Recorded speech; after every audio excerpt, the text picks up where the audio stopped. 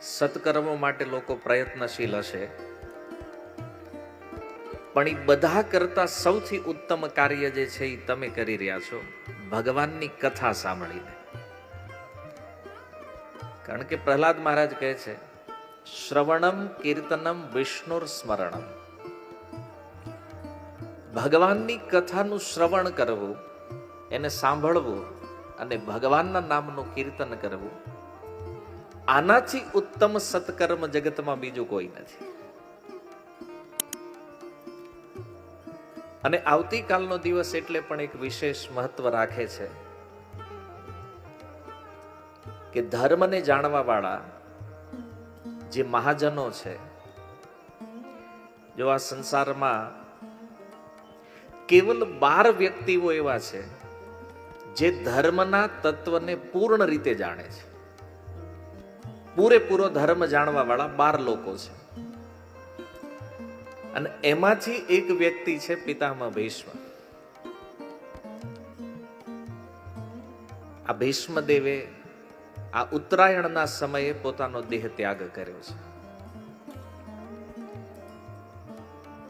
અને દેહ ત્યાગ કર્યો છે એવું નથી, પણ આ સંસાર માટે એક શિક્ષા આપી છે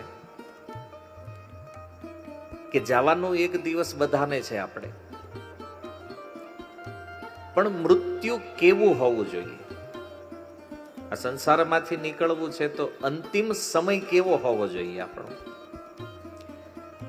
એનો સુંદર ઉપદેશ પિતામહ ભીષ્મ પોતાના જીવનથી આપી રહ્યા છે. પણ એ પૂર્વ પિતામહ ભીષ્મ દ્વારા એ કુરુક્ષેત્રના યુદ્ધ મેદાનમાં જ્યાં 58 દિવસથી એ બાણશૈયા ઉપર સૂતા છે, અને બરાબર ઉત્તરાયણના દિવસે પાંડવોને લઈ અને ભગવાન કૃષ્ણ કુરુક્ષેત્રમાં આવે.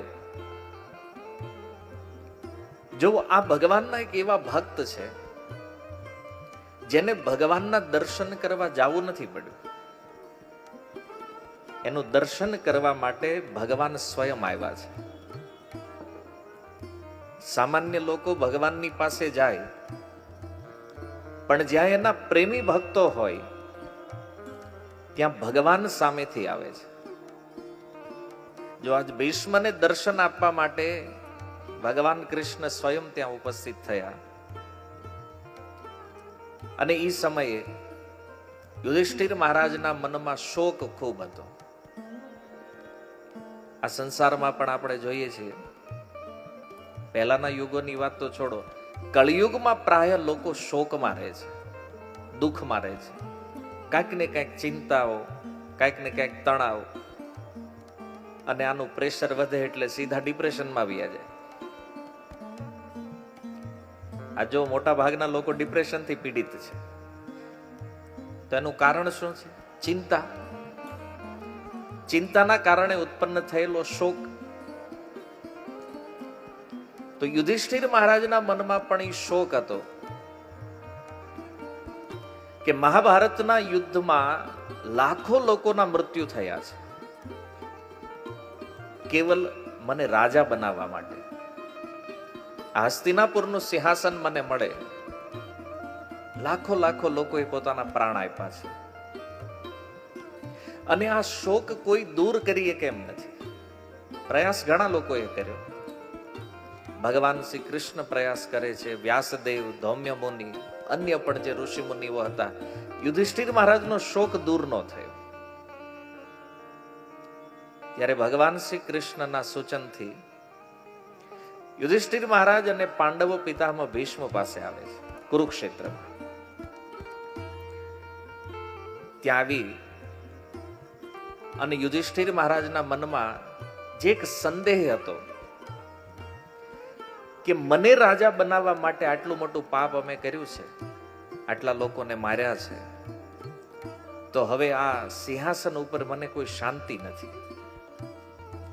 ત્યારે પિતામહ ભીષ્મ કહે છે કે યુધિષ્ઠિર, તું ખોટી ચિંતા રહેવા દે. કારણ કે આ જગતમાં જે કાંઈ થઈ રહ્યું છે ને, એ વાસુદેવ કૃષ્ણની ઈચ્છાથી થાય છે. જો કૃષ્ણ તત્વ ઉપર એક સુંદર પ્રવચન પિતામહ ભીષ્મએ કર્યું કે જે કાંઈ બની રહ્યું છે ને એ આ વાસુદેવ કૃષ્ણની ઈચ્છાથી, જ્યાં ઊભા છે તમારી પાછળ, આ એની ઈચ્છાથી થયું છે. ત્યારે યુધિષ્ઠિર મહારાજે કીધું, પણ એ તો મામાનો દીકરો છે ને અમારે, એની ઈચ્છાથી શા માટે ચાલવાના? એ તો વૃષ્ણિવંશી છે, યાદવ છે. ત્યારે ભીષ્મ કહે છે કે જો સૌથી મોટું આશ્ચર્ય મને એ લાગે છે, ગાંડીવધારી અર્જુન તમારી સાથે છે, ગદાધારી ભીમ તમારી સાથે છે, સાક્ષાત તમારા સુહૃદ મિત્રના રૂપમાં વાસુદેવ કૃષ્ણ છે, અને તોય તમારા જીવનમાં દુઃખ છે, સંકટ છે. આ બહુ આશ્ચર્ય છે. તો યુધિષ્ઠિર મહારાજે પૂછ્યું, તમને શું લાગે છે અમારા જીવનમાં આટલું કષ્ટ, આટલું દુઃખ શાના માટે છે? ત્યારે પિતામહ કહે છે કે જો દુઃખના બે માર્ગ છે. કોઈ વિપત્તિ આપણા જીવનમાં આવે તો એક તો કર્મના કારણે છે, આપણે પૂર્વમાં કોઈ કર્મ એવું કર્યું છે જેનું ફળ આપણે આજ ભોગવી રહ્યા છીએ. અને બીજું કારણ કે તમારી જેવા ભક્તના જીવનમાં કોઈ દુઃખ આવે તો આ દુઃખ ભગવાનની ઈચ્છાથી આવ્યું છે, ભગવાનની ઈચ્છાના કારણે છે. તો યુધિષ્ઠિર, જો તમારી વિપત્તિ કર્મના કારણે હોય તો બતાવો આ વિશ્વમાં તમારાથી શ્રેષ્ઠ કર્મ કોનું છે? પાંડવો જેવું ઉજ્જવળ કર્મ કોનું છે આ જગતમાં? એનો અર્થ કે તમારી વિપત્તિ કર્મના કારણે નથી. તમારા જીવનમાં જે દુઃખ આવ્યું છે ને, એનું કારણ એ કૃષ્ણની ઈચ્છા છે. તો હવે અહીંયા બીજો પ્રશ્ન એ થાય કે જેની ભક્તિ કરીએ છીએ એ જ દુઃખ આપે. આપણે મંદિરોમાં જઈએ છીએ તો એ તો માગવા માટે જાય છે કે ભાઈ અમારા દુઃખ હટાવો, અમારું દુઃખ દૂર કરો. પણ અહીંયા વિપરીતતા છે. પિતામહ ભીષ્મ કહે છે, યુધિષ્ઠિર, તમારા જીવનમાં જે દુઃખ છે એ કેવલ અને કેવલ ભગવાન કૃષ્ણની કૃપા છે. યુધિષ્ઠિર મહારાજને આશ્ચર્ય થયું, આ કેવી કૃપા છે ભગવાનની, દુઃખ આપવાની? પણ જો આ ભગવાનનો અનુભાવ છે, આ કૃપા છે. ભગવાન પોતાના ભક્તના જીવનમાં પણ આવી વિપત્તિઓ લાવે છે. આમાં પણ ભક્તનું હિત છે. જો ભગવાનની કૃપા કરવાની પદ્ધતિ કંઈક એવી છે કે આપણને સમજાતી ન હોય. તમે વિચાર કરો, આ પાંડવો આટલા મોટા ભક્તો, છતાં એનું જીવન જોવો તો એકલું સંકટોથી ભરેલું છે. અને ઓલો દુર્યોધન કોઈ ભગત નહીં, આજીવન મહેલમાં રહીને જલસા કર્યા. અને આ વાત આપણને પચતી નથી. અત્યારે જોવો ઈ કે આ ઓલો ભાઈ કેટલું ખોટું કરે, 2 નંબરનું કરે તો એને કાંઈ વાંધો નહીં, અને આપણે નીતિથી હાલવી, ધર્મ ઉપર હાલવી તો આપણે ઉપાધિનો પાર નથી. આવું દેખાય છે ને સમાજમાં. દુર્જનો સુખી લાગે છે અને સજ્જન દુખી લાગે છે. આપણું એંગલ છે જોવા. પણ ભાગવતની દ્રષ્ટિથી યદી જોવો તો આ સમજાય કે ક્યારેક ક્યારેક ભગવાન વિપરીત કૃપા કરે છે. ભલે આપણે નીતિવાન હોય, આપણે ધર્મવાન હોય, પણ આપણા જીવનમાં જે કાંઈ સંકટ આવે છે ને, એની પાછળ આપણું હિત છે. આ જેને સમજાય ને, આ જીવનમાં કોઈ દી દુખી ન થાય. એક બહુ સુંદર ઉદાહરણ આપતા આચાર્યો કહે છે, કોઈ બાળકને ગુમડું થયું હોય અને બાળકને લઈને માતા ડોક્ટર પાસે જાય. ડોક્ટર એમ કહે છે કે આ ગુમડાને ચીરો મૂકવો પડશે, કારણ કે આની અંદર જે ઝેર છે એ કાઢવું પડશે બહાર, નહીતર એ આખા શરીરમાં ફેલાઈ જાય. હવે ડોક્ટર ગુમડાને કાપવાની વાત કરે ને એટલે બાળક ડરે. તો કાપશે તો કેટલું દુઃખ થાય, કષ્ટ થાય, પણ વાંધો નહીં આવે કે માં હારે છે ને, માં છે ને એ બચાવી લે, ડોક્ટર શું કરી લે, બાળક વિચારતો. પણ તમે જુઓ કે જ્યારે ડોક્ટર એમ કે આને પકડો, એટલે માં એનો પગ પકડે અને ઓલો ડોક્ટર જ્યારે ચીરો મૂકે બાળકને કષ્ટ થાય, પીડા થાય, પણ એ ચીરો મૂકે, અંદરથી વિષ બધું નીકળી જાય, પછી બાળક શાંતિથી સૂઈ જાય, પછી એને મજાની ઊંઘ આવે. પણ એ વિચાર એ કરતો હોય કે આ માં જે મને લાગતું તું પ્રેમ કરે છે એ તો આ દુશ્મન નીકળે. આ ડોક્ટરે મારી ઉપર આટલો અત્યાચાર કર્યો પણ એણે મારો પક્ષ ન લીધો. માતા શત્રુ લાગવા માંડે. પણ હકીકત શું માતા એ બાળકની શત્રુ છે? માતાએ બાળકને કષ્ટ આપ્યું છે, પણ એનો ઉદ્દેશ્ય શું છે? કે બાળકનો રોગ દૂર થાય, બાળક સુખી થાય, સ્વસ્થ થાય. એટલા માટે એ પીડા, ભલે માતા જાણે છે કે અત્યારે 2-5 મિનિટ પીડા થશે, પણ એ કાયમ માટે સુખી થઈ જાય. એમ ભગવાન જ્યારે કોઈ ભક્તના જીવનમાં વિપત્તિ આવે ને, ત્યારે એ ભગવાન પણ એનું હિત ચાહે છે. ક્યારેક ક્યારેક આપણું લેવલ એવું ન હોય, આપણને સમજાય નહીં, પણ આપણે હંમેશા કમ્પ્લેન કરતા રહીએ, આટલું ભજન કર્યું, આટલું સારું કામ કર્યું, તો અમારી જ્યારે આમ કે. પણ આપણને ખબર નથી કે રોગથી મુક્ત થયા છીએ આપણે, સમસ્યાથી મુક્ત થયા છીએ આપણે. તો ભગવાન જે કરે છે એ આપણા હિતમાં છે, એટલે ભક્તોના જીવનમાં કષ્ટ છે, એમાં વિપત્તિઓ દેખાય છે. પણ જો એ પાંડવોની જે માતા છે, પિતામહ ભીષ્મ, એને પણ યાદ કરે છે. કે છે યુધિષ્ઠિર, ન કેવલ તારા જીવનમાં દુઃખ આવ્યું છે, તારી માતાએ કેટલું કષ્ટ સહન કર્યું છે. યુવાન વયમાં વિધવા થવું પડ્યું.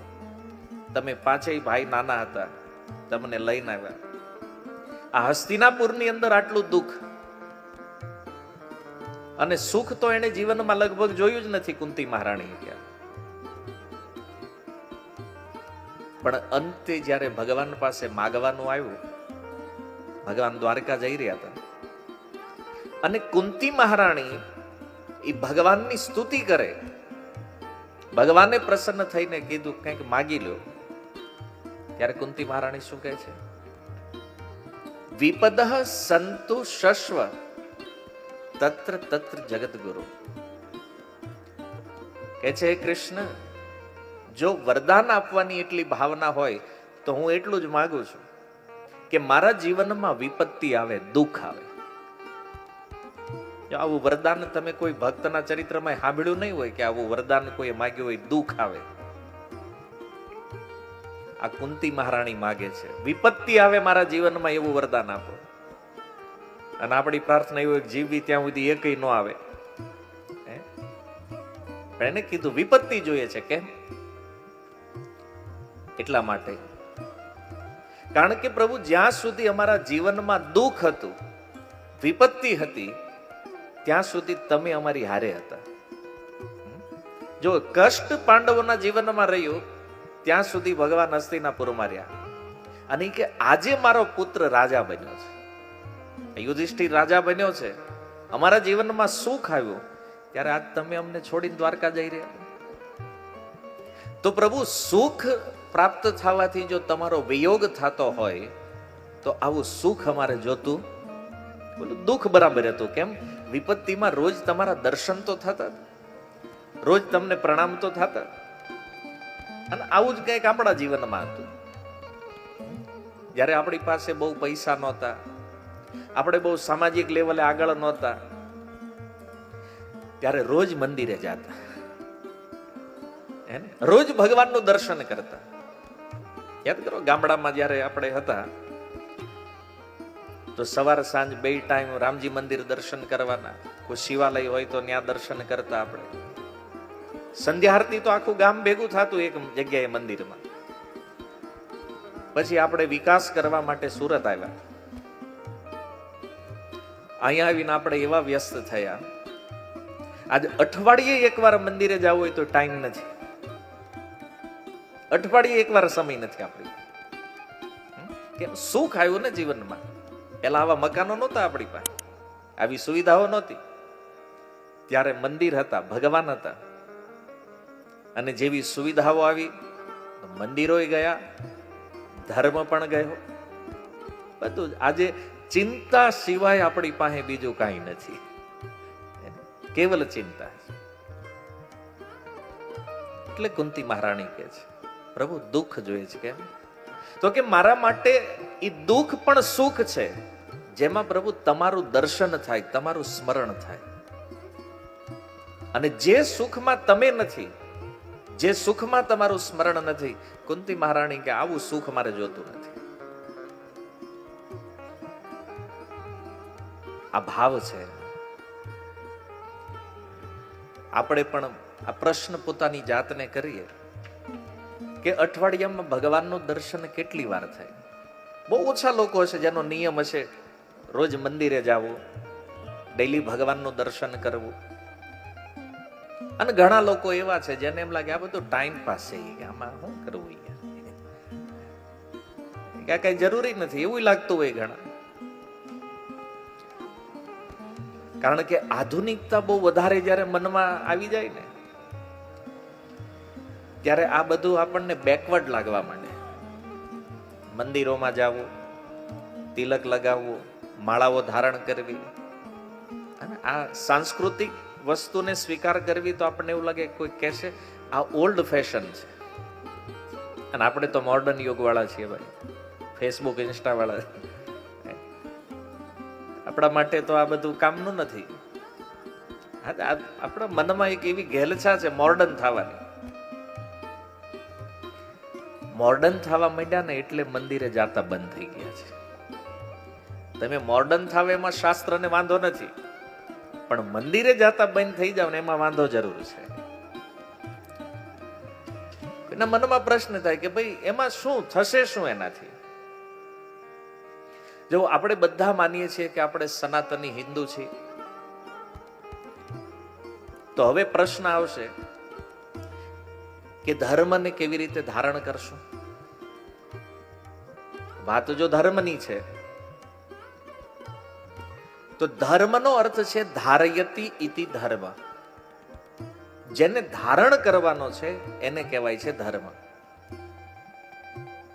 ધર્મનો અર્થ ખાલી કોઈ નિયમનું પાલન કરવા માંડવું, ખાલી વેશ બદલી નાખવો, આનાથી ધર્મ નહીં આવે. અને સૌથી મોટું દુર્ભાગ્ય એ છે કે આપણે ભલે ધર્મની વાતો કરીએ છીએ, સનાતનની વાતો કરીએ છીએ, પણ આને સમજતા નથી. ધર્મ એક એવી પદ્ધતિ છે જેને જીવવું પડે છે. ધર્મ કોઈ વાતોનો વિષય નથી. ધર્મ એક સિદ્ધાંત છે જેને સ્વીકારી, જેનું આચરણ જીવનમાં કરીએ ત્યારે કહેવાય કે નહીં આપણે ધર્મને પાલન કરીએ છીએ, ધર્મને ફોલો કરીએ છીએ. પણ ધર્મની વ્યાખ્યા જ ખબર ન હોય તો એ ધર્મને ધારણ કેવી રીતે કરી શકીએ? આજકાલ આવા મોડર્ન લોકો પ્રશ્ન કરતા હોય, ભાઈ મંદિરોની શું જરૂર છે? હોસ્પિટલો બનાવો, સ્કૂલો બનાવો, બીજી સમાજની એટલી બધી પ્રવૃત્તિઓ તમારી સામે લિસ્ટ લાવી દે, આ કરો, બધું. મંદિરની જરૂર નથી. આવા લોકો એક ભ્રમમાં જીવે છે. એને ભ્રમ શું છે ખબર? અમે બહુ હોશિયાર છીએ, અમે સમાજને સુધારી નાખશું. પણ હકીકત તમે વિચાર કરો કે શાળાઓ બનાવવી, હોસ્પિટલો બનાવવી, આ બધા કાર્યોથી શરીરનું કલ્યાણ થઈ શકે, આત્મકલ્યાણનો કોઈ વિભાગ આમાં નથી. આજે તમે કોઈ સ્કૂલની અંદર જઈને પૂછો કે મારે આત્માના વિષયમાં કોઈ જ્ઞાન સમજવું છે, કોઈ વિભાગ નથી. મેડિકલમાં જઈને પૂછો તો કોઈ વિભાગ નથી. એ તો એવું કહે છે કે આત્મા જેવું કઈ હોય જ નહીં, આત્મા જેવું કઈ છે જ નહીં. પણ જુઓ, એક મંદિર હોય, ડેઈલી તમે દર્શન કરવા માટે જતા હોવ, ભગવાનને પ્રણામ કરતા હોવ, આ તમારું બાળક જે છે એ જોવે, એ શીખે. આ ધર્મના ક્લાસ ન હોય, આનો ટ્યુશન ન હોય. તમે જેને ધારણ કરો છો ને એને તમારી પેઢી ધારણ કરે. તમે ભગવાનને કેમ પ્રણામ કરો છો એ બાળક જોવે, અને જોવે એટલે એ કરે. તમે મંદિરમાં જઈને બે હાથ જોડો ભગવાનને, એટલે એ બાળકના મનમાં એટલું ક્લિયર થાય કે આ ભગવાન છે. એ તમારે શીખવવું ન પડે, એને શીખવવાથી ન સમજાય. ધર્મ એટલે સનાતન સંસ્કૃતિને ટકાવી રાખવાનું કેન્દ્ર છે. અને આપણી બુદ્ધિમાં વાત બેસાડવી પડશે, કારણ કે આપણે મંદિરો નહીં હોવા